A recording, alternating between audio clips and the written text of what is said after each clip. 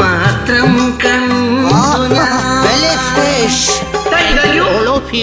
താരാവതം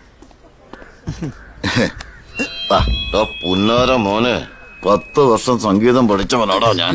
നിന്റെ ഈ തൊട്ടിത്തരം കണ്ടിട്ട് എനിക്കങ്ങോട്ട് സഹിക്കാൻ പറ്റണല്ലോ.